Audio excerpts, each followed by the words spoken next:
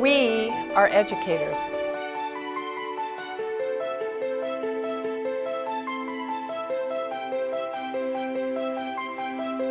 We are innovators.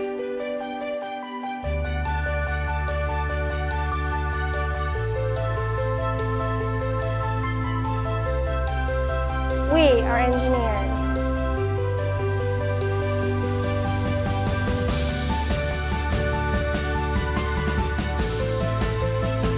We are leaders.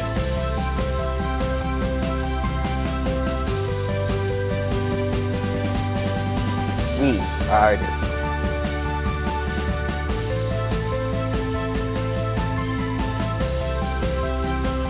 We are happy learners.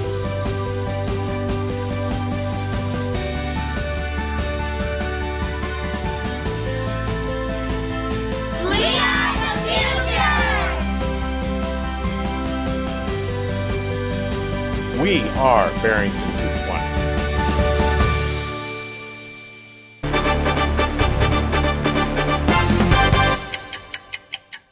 Hi, I'm Dr. Brian Harris, Superintendent of Schools in Barrington 220.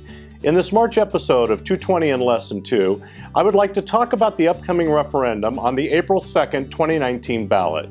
Registered voters in the Barrington 220 boundary area will have a chance to vote on a $185 million school district referendum question. A successful referendum would improve safety and security at all Barrington 220 schools, update classrooms at all schools to prepare students for success, protect the community's investment in Barrington 220 school buildings by repairing things like roofs, windows, plumbing, electrical systems, heating and air conditioning, and finally, update arts and athletic spaces which are used year-round by the school district and various community organizations. If the referendum passes, it is estimated that the owner of a $500,000 home would pay an additional $100 in annual property taxes. One interesting fact about our current tax rate, that compared to other school districts in the area, Barrington 220 has the lowest tax rate for our K-12 schools.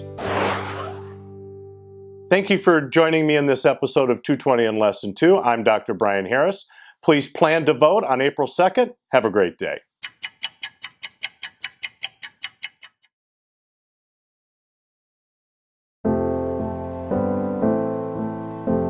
As a career educator working in public education for over 30 years, the whole focus and dialogue around school safety has just evolved significantly. A lot of the school buildings that you see weren't built with security in mind. It's another thing that you have to think about during the day and something you never thought would be on your plate. We currently have mobile units at both Prairie and Station as well as Grove Avenue Elementary.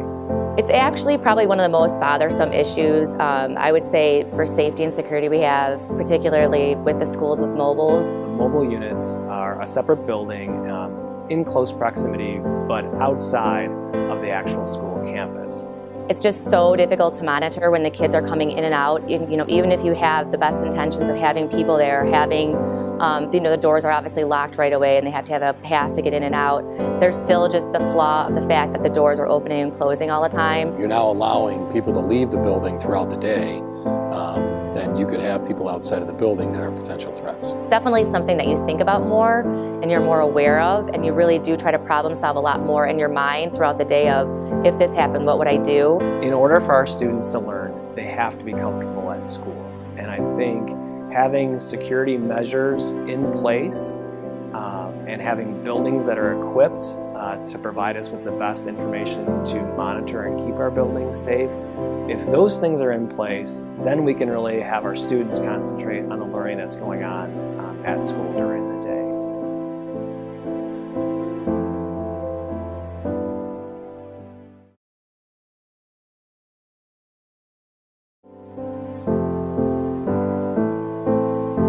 We all know if we have old homes, we got to replace roofs, we have to replace furnaces.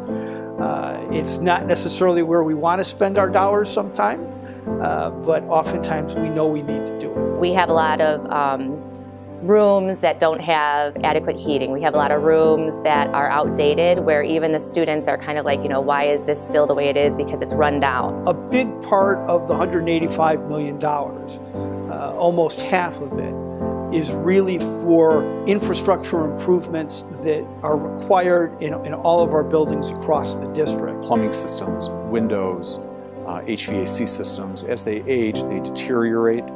They require more frequent repair. There's the risk of catastrophic failure with some of those systems. Obviously, we can't do everything right now. So we have engaged in a process of trying to establish priorities and identify the most urgent needs. A big part of this referendum is really just reinvesting in our buildings to make sure that they're in good shape so that they remain good community buildings.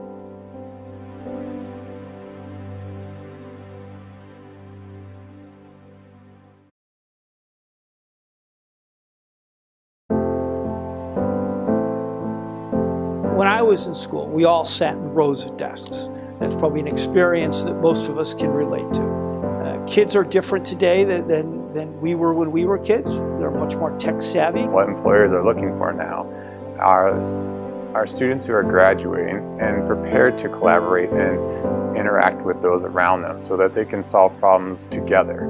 One of the major initiatives in this referendum is to provide our teachers with kind of flexible furniture in the classroom so that they can deliver instruction to our kids. It's really consistent with today's instructional technology and today's expectations for kids. It is difficult if you're not in here to understand why flexible seating. It just seems like you're just going to get new furniture because you want new furniture.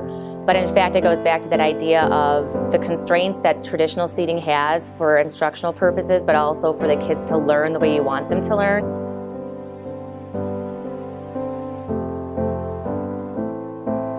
One of the things I continued to hear from our students was, why can't we have this furniture, this type of learning environment in all of our rooms?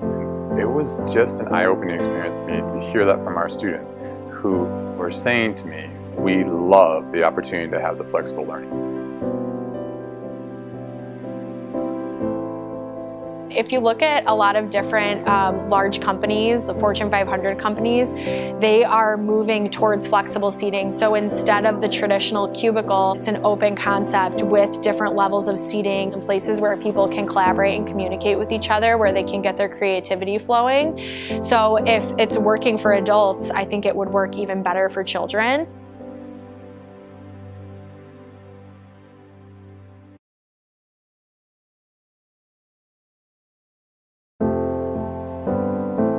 When I started this job about 3.5 years ago, I remember coming to Barrington 220 and being so impressed with the students, with the staff, with the community support for the arts. And I also remember it was really striking how the high school auditorium, the space itself, really didn't match the talent of the students. The auditorium over the past 25 or 30 years that I've been associated with the high school as a student, teacher and principal has not changed at all. Same seats, same paint color, same carpet. Most of the auditorium dates back to 1960, and the seats are actually original to the school. They were built in 1948.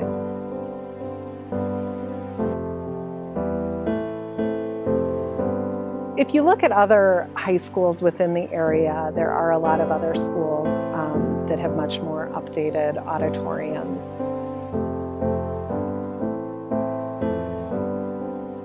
I think it's important that we have high-quality, modern spaces for performing arts at the high school. However, I think it's also important to know how much the auditorium is used by the community. Our auditorium is quite literally booked just about every day of the year. Really, our high school auditorium is the only large-scale performance and presentation venue in Barrington. Having grown up in the Barrington area, certainly an emphasis on the arts has always been there, and I would love to be able to have a facility that could host a number of outside organizations and really become a hub of the arts world here.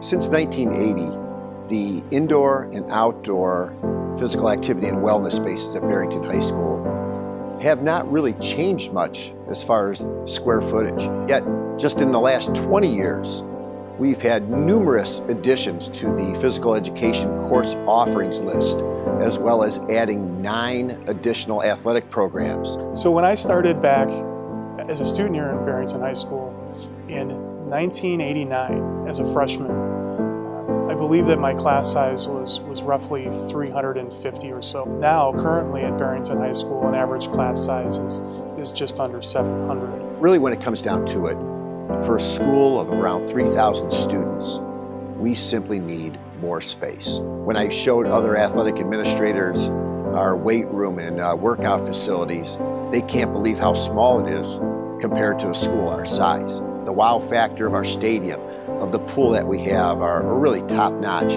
but we have a number of other facilities that badly need some work. I think that the spaces that we're trying to develop as part of this referendum are really targeted at making this a community space. Those areas, both indoors and outdoors, not only are important to the high school, but are used year-round by numerous civic organizations, the Barrington Park District, and many, many youth feeder programs. And I think that by improving our facilities, we can only make that connection even stronger.